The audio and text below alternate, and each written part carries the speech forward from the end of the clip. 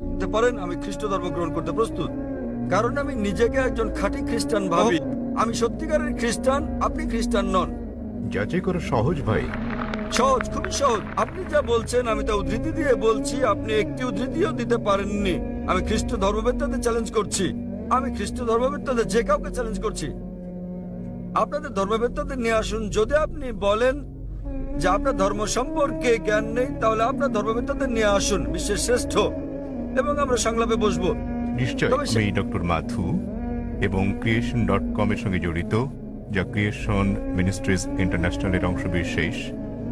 একজন চিকিৎসক হিসেবে আমি এখানে এসেছি কারণ আমি শান্তিপ্রিয়, এবং যেমন আপনি বলেছেন ভেতরে বাইরে শান্তি। এখন ব্যক্তিগতভাবে যখনই আমি এবং অন্যান্য লাখ লাখ মানুষ পাপবোধ ও এর জন্য অনুতাপের পর বুঝেছি যীশু খ্রিস্ট নিষ্পাপ ব্যক্তি আমার পাপের প্রায়শ্চিত্ত করে গেছেন।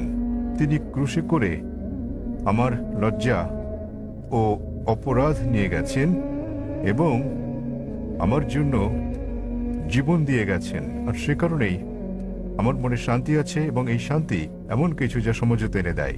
আমি জানতে চাই, আপনি কি আমার এই শান্তি হরণ করতে চান? এমন এক শান্তি যা সমঝোতা আনে, পারবেন এর জবাব দিতে? ধন্যবাদ। ভাই একটা সুন্দর প্রশ্ন করলেন। তিনি ডক্টর ম্যাথু, তার একটা ওয়েবসাইট এবং সংস্থা রয়েছে নাম ক্রিয়েশন। তিনি বললেন যে তিনি শান্তি খুঁজে পেয়েছেন, শান্তি লাভের জন্য এখানে এসেছেন। বললেন যীশু খ্রিস্টের মধ্যে শান্তি খুঁজে পেয়েছেন, তার পাপের জন্য তিনি ক্রুশবিদ্ধ হয়ে মারা গেছেন। তিনি ক্রুশবিদ্ধ হয়ে মারা গেছেন, তাই তিনি আমাকে প্রশ্ন করছেন আমি কি আপনার শান্তি হরণ করতে পছন্দ করি? ভাই আমি কখনো আপনার শান্তি নষ্ট করতে চাই না। আমি আপনার মিথ্যে শান্তি নষ্ট করতে চাই এবং আপনাকে সত্যিকারের শান্তি দিতে চাই। আমি যীশু খ্রিস্টকে তার উপর শান্তি বর্ষিত হোক ভালোবাসি, তাকে শ্রদ্ধা করি এবং সম্মান করি। আমি জানতে চাই আপনিও কি যীশু খ্রিস্টকে ভালোবাসেন কিনা। আপনার কাছে আমার একটা প্রশ্ন, জি। আপনি কি একমত? হ্যাঁ। বিশ্বাস করেন যীশু খ্রিস্ট ঈশ্বর? হ্যাঁ। ঠিক আছে ভাই, এবার হয় আপনি সত্যিকারের শান্তি নিন, নয় আমি আপনার শান্তি গ্রহণ করি।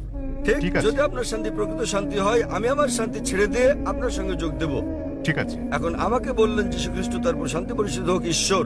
আমি চ্যালেঞ্জ করছি আপনাকে, পারলে বাইবেলের এমন একটা অনুচ্ছেদ দেখান, স্পষ্ট করে বলা একটা অনুচ্ছেদ দেখান, একটা দ্ব্যর্থহীন ভাবে বলা অনুচ্ছেদ দেখান, যেখানে যীশু খ্রিস্ট তারপর শান্তি পরিষদ হোক নিজে বলেছেন যে আমি ঈশ্বর, অথবা আমার উপাসনা করো, তাহলে আমি খ্রিস্টান ধর্ম গ্রহণ করতে রাজি আছি। আপনি বললেন যিশু হলেন ঈশ্বর।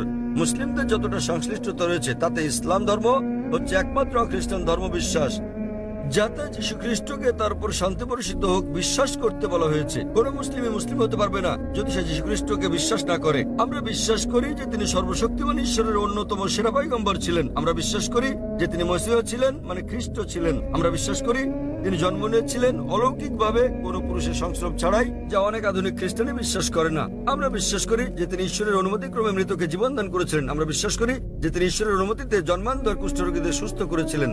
মুসলিম আর খ্রিস্টানরা এখানে একসঙ্গে চলছি, কিন্তু পার্থক্য আছে। যেমনটা আপনি বললেন যে বেশিরভাগ খ্রিস্টান বিশ্বাস করেন যে যীশু খ্রিস্ট নিজেকে ঈশ্বর দাবি করেছেন। পরিষ্কার করে বলা এমন একটিও উক্তি নেই সম্পূর্ণ বাইবেলে যেখানে যীশু খ্রিস্ট নিজেকে বলেছেন যে আমি ঈশ্বর কিংবা আমার উপাসনা করো। যদি এরকম উক্তি দেখাতে পারেন, আমি খ্রিস্ট ধর্ম গ্রহণ করতে প্রস্তুত। যদি তিনি না বলে থাকেন, তাহলে কেন আপনারা বিশ্বাস করেন তিনি ঈশ্বর? আর কোথায় যীশু খ্রিস্ট নিজে বলেছেন যে আপনাদের পাপ নিয়ে তিনি ক্রুশবিদ্ধ হয়ে মারা গেছেন? এই শিক্ষাটা হচ্ছে পলের। আপনারা কি পলকে না যীশু খ্রিস্টকে তার উপর শান্তি বর্ষিত হোক অনুসরণ করছেন? বাইবেলের কোথাও নেই। তাই আমার প্রশ্ন হচ্ছে, যখন যীশু খ্রিস্ট কখনো বলেননি যে তিনি ঈশ্বর, তাকে ভালোবাসবেন, আপনাদের সম্মান করা উচিত। তিনি বলেন, যখন তাকে জিজ্ঞাসা করা হলো, যা ছিল প্রথম উপদেশ, সেটা উল্লেখ আছে গসপেল অফ মার্ক অধ্যায় নম্বর 12 অনুচ্ছেদ নম্বর 29। তিনি বলেন, শোনো হে ইসরায়েলগণ, আমাদের প্রভু ঈশ্বর হলেন এক ঈশ্বর। তিনি পূর্বসূরি মুসা আলাইহিস সালামের বাণীর আক্ষরিক পুনরাবৃত্তি করেন। তাই আমি আপনাকে বলছি, যদি আপনি যীশু খ্রিস্টের বাণীগুলো জেনে থাকেন, যদি আপনি বলেন যে খ্রিস্টান সেই ব্যক্তি যে যীশু খ্রিস্ট সাল্লাল্লাহু আলাইহি ওয়াসাল্লামের উপদেশ অনুসরণ করে, যেমন উল্লেখ রয়েছে বুক অফ এফিসিয়েন্স অধ্যায় নম্বর 5 অনুচ্ছেদ নম্বর 18, যে মদ পান করো না। এটা আরো উল্লেখ আছে বুক অফ প্রভাবস অধ্যায় নম্বর 20 অনুচ্ছেদ নম্বর 1। মদ হচ্ছে ব্যঙ্গকারী, প্রতারিতরা এটা গ্রহণ করে। আমরা মুসলিমরা মদ পান করি না, কিন্তু অনেক খ্রিস্টানই পান করে। এছাড়াও আমরা মুসলিমরা শুকর মাংস খাই না, যেমন বাইবেলে উল্লেখ আছে বুক অব লেভিটিকাস অধ্যায় নম্বর 11 অনুচ্ছেদ 7 ও 8, বুক অব ডিউটোনমি অধ্যায় 14 অনুচ্ছেদ নম্বর 8, বুক অব আইজায়া অধ্যায় নম্বর 65 অনুচ্ছেদ 2 থেকে 5। তোমরা শুকর মাংস খাবে না। আমরা মুসলিমরা শুকর মাংস খাই না, কিন্তু খ্রিস্টানদের বেশিরভাগই খাই। যিশু খ্রিস্টকে তার উপর শান্তি বর্ষিত হোক তার জন্মের 8ম দিনে খতনা করা হয়েছিল। এটা আছে গসপেল অফ লুক অধ্যায় নম্বর 2 অনুচ্ছেদ নম্বর 21। আমরা মুসলিমরা খতনা করি, কিন্তু বেশিরভাগ খ্রিস্টানই তা করে না। যদি খ্রিস্টান মানে এটা হয় যে ব্যক্তি যিশু খ্রিস্ট সাল্লামের বাণী অনুসরণ করে, তাহলে আমি গর্বের সাথে বলি মুসলিমরা খ্রিস্টানদের চেয়ে অনেক ভালো খ্রিস্টান। তাহলে কোথায় আপনারা যিশু খ্রিস্টের উপদেশ মেনে চলেন আর বলেন যে আপনারা তার উপাসনা করেন? তো ভাই, বাইবেলের এমন একটা অনুচ্ছেদ আপনি উল্লেখ করেন যেখানে যীশু খ্রিস্ট তার নিজের মুখে দ্ব্যর্থহীন ভাষায় বলেছেন যে আমি ঈশ্বর কিংবা আমার উপাসনা করো। ডক্টর জাকির নায়েক, জি ভাই। আমার প্রশ্নটি ছিল শান্তির উপর, এবং আমার সেই শান্তি রয়েছে। আমি কোনো কিছু প্রমাণ কিংবা আপনার সঙ্গে ভিন্নমত পোষণ করার জন্য কিছু মুখস্থ রাখতে কিংবা বলতে আসি। ভাই, আমি যা বলতে চাই তা হচ্ছে শান্তি, যা আমার বিশ্বাস থেকে এসেছে।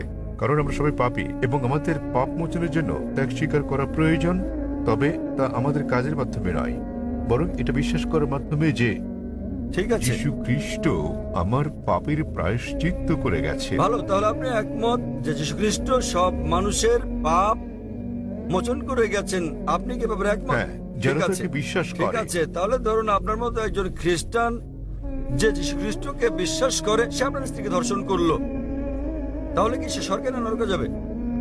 মাফ করবেন, যদি একজন খ্রিস্টান এসে আপনার স্ত্রীকে ধর্ষণ করে, যে বিশ্বাস করে যীশু খ্রিস্ট তার পাপের জন্য মারা গেছেন, তাতে যে পাপই করুক না কেন তার পাপ মোচন হয়ে গেছে। তো না। যীশু খ্রিস্ট যদি তার পাপের জন্য মারা গিয়ে থাকেন, এর অর্থ সব খ্রিস্টান পুরুষরা নারী ধর্ষণ করলে কোনো পাপ হবে না? না, কখনই না। কেন কখনো নয়? আপনি তো বললেন, যদি আপনি কোনো বলেছেন, ব্যক্তি- আপনি তো বললেন ভাই, আপনি বললেন আপনার কর্ম আপনাকে স্বর্গে নেবে না, এটা আপনার বিশ্বাস। তাহলে যদি বিশ্বাস করেন যীশু খ্রিস্ট আপনার পাপের জন্য মারা গেছেন, যদি ধর্ষণ করেন, ডাকাতি করেন, যদি অন্য মানুষকে নির্যাতন করেন, তাহলে কি আপনি স্বর্গে যেতে পারবেন? সে খ্রিস্টানই নয়, যদি সে এমন কাজ করে, সহজ কিন্তু ব্যাপার। তিনি তো যীশু খ্রিস্টকে বিশ্বাস করেন, এমন খ্রিস্টান অনেককে না। আমি চিনি।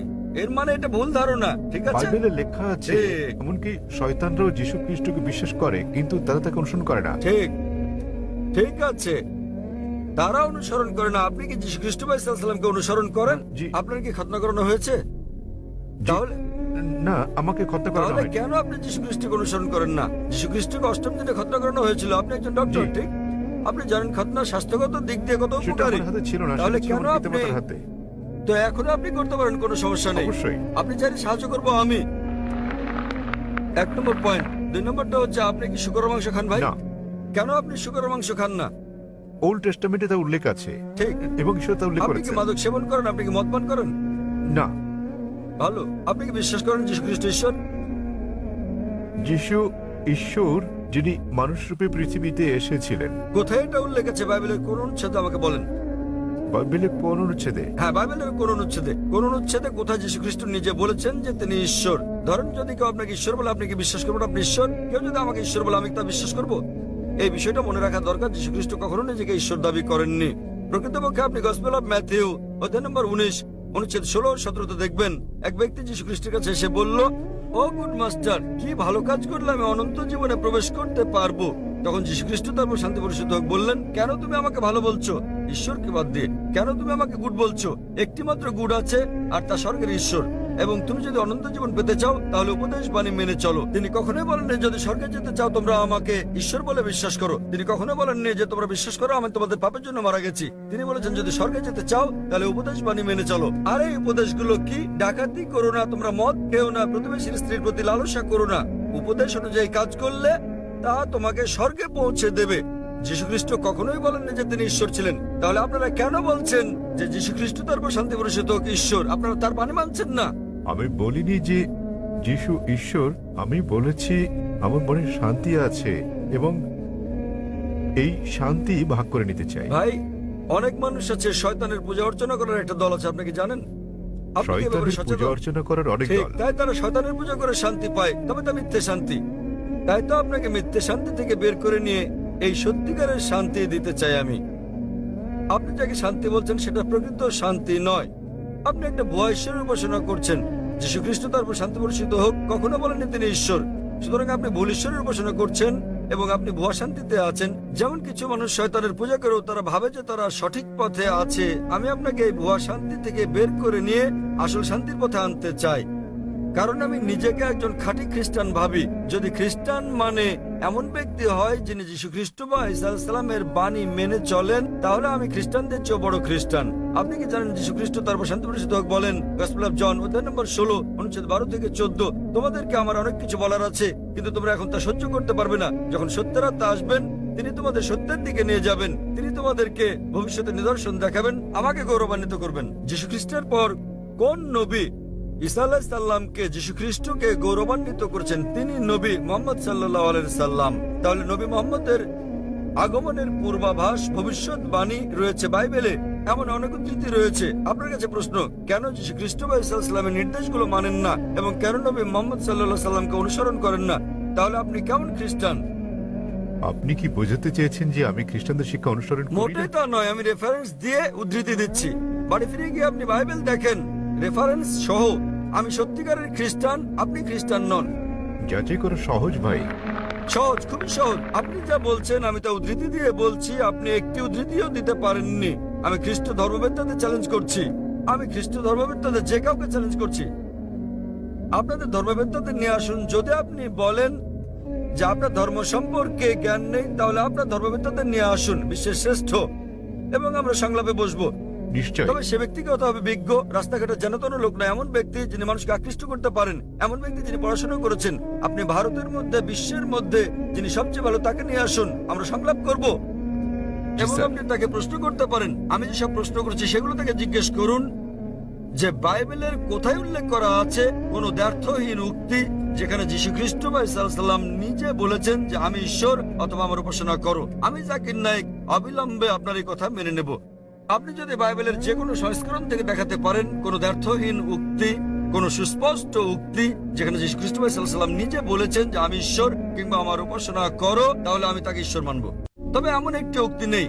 সুতরাং আপনারা যা করছেন তা হচ্ছে যীশু খ্রিস্টের উপদেশগুলো আপনারা অনুসরণ করছেন না। এটা হচ্ছে চার্চের শিক্ষা, যীশু খ্রিস্টের তার উপর শান্তি বর্ষিত হোক নয়। তাই আমি আপনাকে অনুরোধ করি ভাই, দয়া করে মিথ্যা শান্তি ত্যাগ করুন এবং সত্যিকারের শান্তি গ্রহণ করুন। সত্যিকারের শান্তি হচ্ছে ঈশ্বরের কাছে আত্মসমর্পণ করা। সেই ঈশ্বর যিনি যীশু খ্রিস্ট বা ঈসা আলাইহিস সালামকে সৃষ্টি করেছেন, কোন ভুয়া দেবতা নয়। যীশু খ্রিস্ট বা ঈসা আলাইহিস সালাম ঈশ্বরের একজন পয়গম্বর ছিলেন, ঈশ্বর ছিলেন না। আশা করি উত্তরটা পেয়েছেন।